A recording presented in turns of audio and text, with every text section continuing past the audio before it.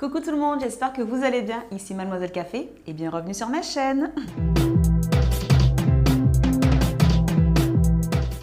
Alors oui, je sais, ça fait une éternité que j'ai pas fait de vidéo. Ça fait 1 an, littéralement.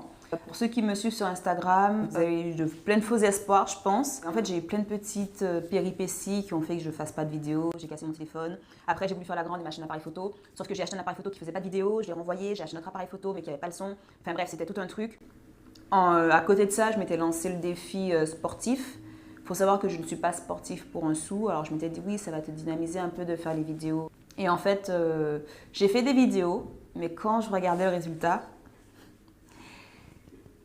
je ressemblais à Renatan, les gars. Gentil petit Déméthane, gentil petit Déméthane. J'adorais ces dessins animés quand j'étais petite, mais voilà quoi. L'idée, c'était pas de me ridiculiser non plus. Du coup, ça, plus ça, plus ça, plus ça, a fait que finalement, vous n'avez pas eu le résultat de ce défi. Donc, je peux officiellement dire que ce défi, je l'ai raté. Voilà. Maintenant que c'est dit, on va passer au nouveau défi. Alors, je pense que ce défi s'adresse à tout le monde, quel que soit l'âge, les revenus, les ambitions, si c'est pour épargner, partir en vacances, devenir riche. Enfin bref, je pense que vraiment, on peut partir de tout niveau. Et l'idée, c'est d'arriver à faire de son mieux. Alors, commençons par le plan d'attaque. Première chose, c'est de définir son reste à vivre. Alors, qu'est-ce que le reste à vivre? C'est la quantité d'argent qui nous reste une fois que les charges ont été déduites de notre salaire. Donc, les charges, c'est tout ce qui est loyer, eau, électricité, impôts. Et les revenus, c'est tout ce qui est salaire, allocation familiale, revenus annexes si vous avez plusieurs activités, par exemple. La deuxième chose qu'il faut faire, c'est de déterminer et répartir ses postes de dépenses. Oh, c'est dur à dire, hein? Alors, qu'est-ce que c'est? Dans l'outil que j'utilise, donc c'est celui-ci. Oh. Donc, c'est l'agenda que j'ai créé. J'ai déterminé 3 postes de dépenses qui sont les dépenses fixes. Donc, ce sont les dépenses qui vont revenir de façon périodique, tous les mois, et dont le montant ne va pas changer. Ensuite, il y a le poste de dépenses variables. Donc, ce sont des dépenses qui sont aussi obligatoires et qu'on doit faire tous les mois, mais dont le montant varie un petit peu. Donc, je pense aux courses, au carburant, donc à l'essence, à l'entretien de la voiture et aux frais bancaires. Dans ma 3e catégorie, j'ai mis ce que j'appelais les dépenses accessoires. Alors maintenant qu'on a fait le point, qu'on sait ce qu'est le reste à vivre, les différents postes de dépenses, les charges et les revenus, on va passer à la pratique. Ce que je vous conseille de faire, c'est de prendre l'application de votre banque et de faire l'historique de vos dépenses sur les 12 derniers mois.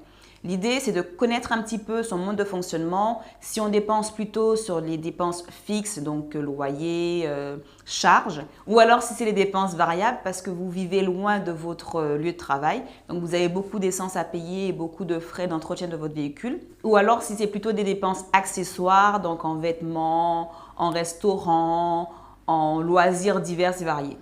Lorsque j'ai fait ma mise au point il y a 2-3 ans, j'ai pris conscience justement de comment je dépensais.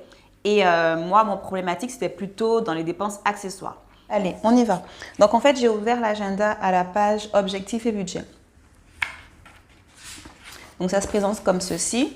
Donc, tout ce qui est objectif, j'en parlerai sur une prochaine vidéo, je pense, parce que ce n'est pas l'objet du défi de ce mois-ci. Et là, on a la page budget mensuel. Donc, ici, il y a les 3 catégories que j'ai déterminées. Donc, dans dépenses fixes, dépenses variables et dépenses accessoires. Donc, je vais remplir tout simplement mon petit tableau.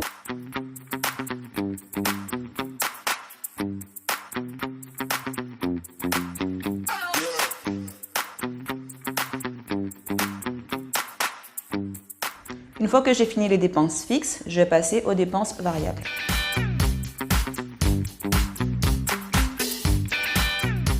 Maintenant, pour la dernière partie, ce sera les dépenses accessoires.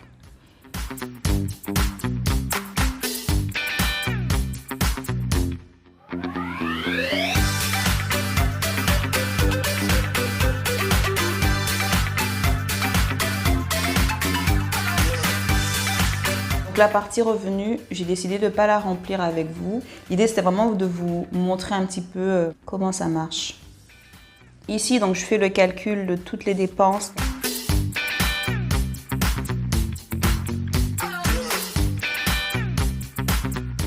Alors, j'ai noté ici la somme des différentes dépenses. Pour la version 2021, donc là, cette case s'appelle répartition des dépenses, mais pour l'année prochaine, je vais le noter directement reste à charge. Comme ça, on aura le total des dépenses prévues ici et le reste à vivre là. Ici, nous avons le solde bancaire en début de mois que je fais le 1er et ici, le solde bancaire en fin de mois que je fais le 30 ou le 31.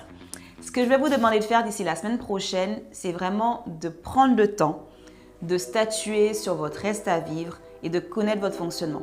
Donc voilà, c'est tout pour moi. Je vous fais plein de gros bisous et je vous dis à très vite pour une prochaine vidéo. Bye bye!